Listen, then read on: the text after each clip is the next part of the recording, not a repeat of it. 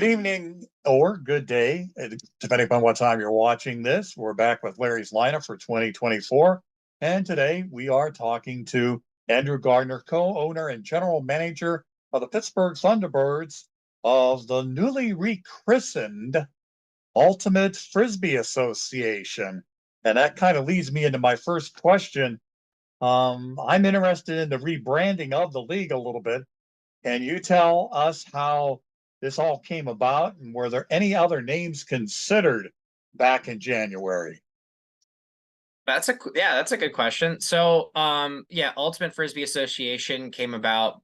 Huge props to league ownership. I know specifically the commissioner Steve Hall was really wrapped into this and had a big part in working with Sport Dimensions Incorporated, which basically owns the rights to use the word frisbee. So when we think of WAMA, which is the company that has that, so that just gives us a lot of legitimization, I would say, to say, hey, we do ultimate frisbee instead of ultimate disc, which I think can be confusing for folks. So that is where that came from. And UFA in general is a 3-letter acronym, probably sounds a little bit better than what we were using previously, which is the 4-letter acronym American Ultimate Disc League, which was kind of a mouthful, difficult to explain.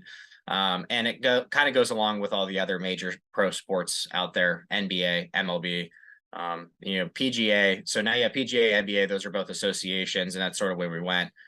We did consider a bunch of names. I know the league did, but there were a lot of tough acronyms when you're trying to put the F in there, because you definitely want to be able to use the F because you just got the ability to use frisbee. So you want that in the professional name, and you probably want ultimate with it as well. Ultimate frisbee, those two terms kind of go together. So if you have U and F, you only really have room for one more letter, and there's only so many things that you could do with it. For I think a brief period in time, we did consider doing I know Major League Ultimate, but for two reasons. One, it didn't have frisbee in it, which is why I know the league was really trying to push for. And two, Major League Ultimate was actually a previous pro league before us. I don't know how, if there would have been some confusion there, and maybe that didn't make a lot of sense. I mean, I don't really know how much traction that took up, but the league came to all the owners and said, hey, I think UFA is going to be the strongest. And Ryan Pierce, who is the head of marketing communications at the league level, really took it on and did a full-fledged outreach and of the name and the release, and it's been going great. People are using UFA. It feels like we've been UFA forever now, honestly. That's how well it's been branded and how it's been. I'm trying to think of the word, the outreach, or it's been out there. I can't think of the word right now, but that's what I'm trying to say. It's been the release has been incredible. Very good. Now, talking about outreach, so to speak, we've seen that the T-Birds have been making some promotional visits to local schools recently to try to talk up the game. Can you tell us a little more about that, and how can schools get a hold of you to get the Thunderbirds to come to their campus?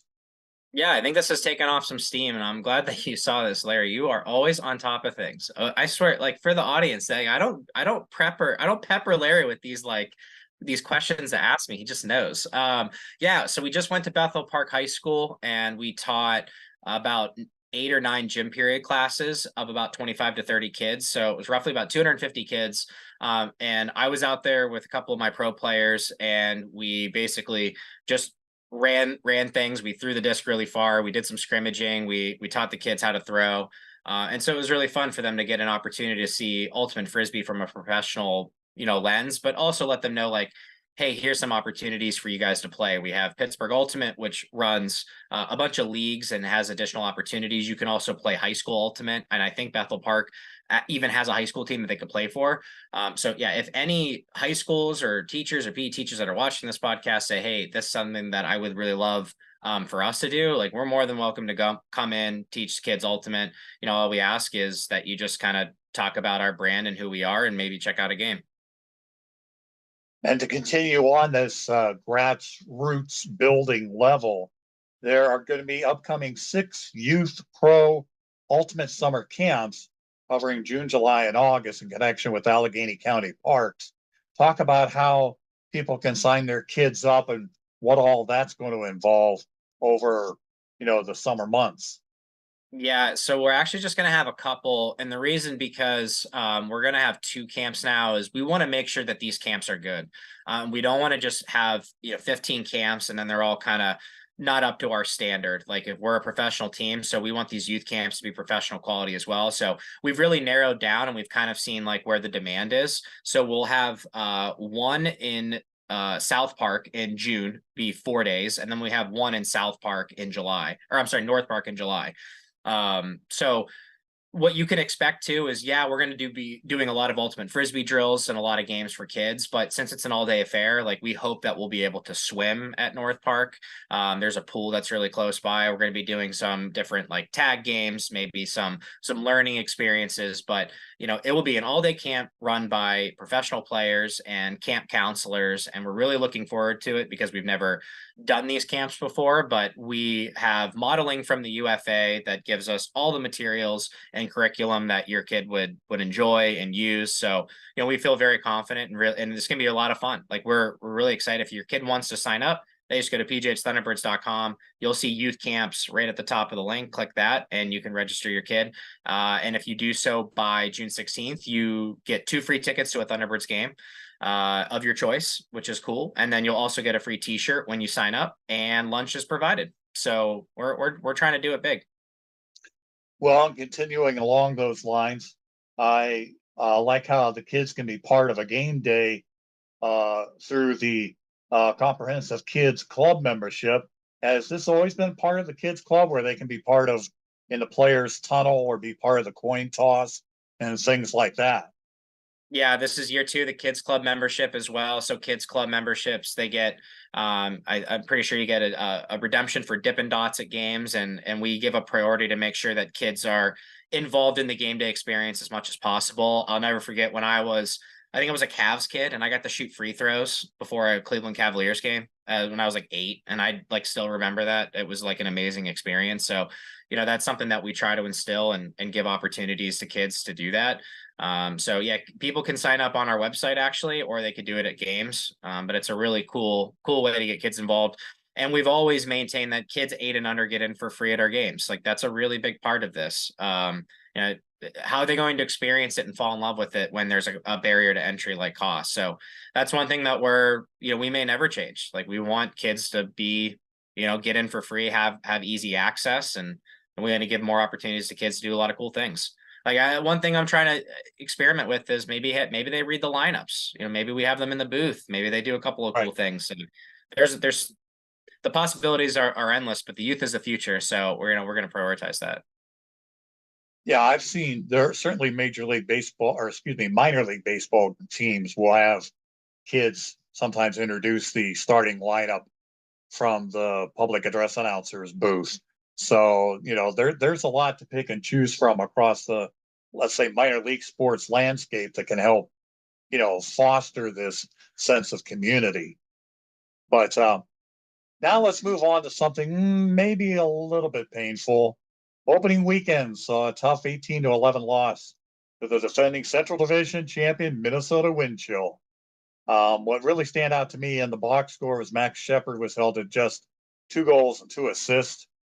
You were there on the sideline. What makes the Wind Chill defense seem so formidable that the announcer for the Thunderbirds kept kind of talking about, they'd bounce between zone to man and back again, and they were really making it difficult to get an offense going. Yeah, I mean, props to Minnesota. I think Minnesota's defense is one of the best that we're going to face this season. They came out with a plan. We had a plan, and I just don't think that our offensive plan matched well with what their defense was doing. And I really don't think that's like so much a knock on our offense and our scheme. It's just the fact that we came up against a buzzsaw. They were playing really staunch, sort of like this force middle junky defense that was kind of just clogging our cutters, and we just weren't getting a lot of downfield action.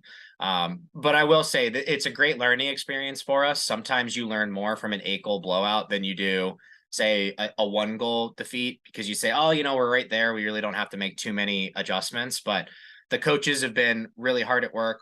Our offseason leadership team has been discussing things. Our captains have been discussing things.